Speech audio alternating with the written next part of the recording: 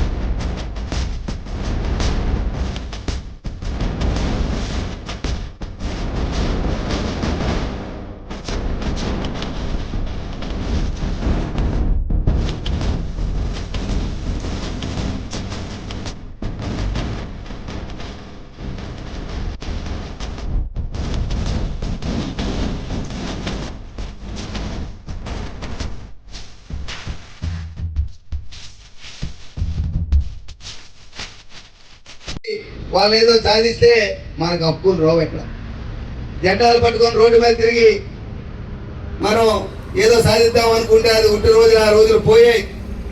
మనం ఈరోజు ఎవరైతే మనకి పని కల్పిస్తున్నారో, ఎవరైతే మన బ్రతుకు తెరువుకి మనకు పని ఇస్తున్నారో, ఏ కంపెనీలోనైతే మనం పని చేస్తున్నామో ఆ పని దైవంగా భావించి మనం పని చేయాలి.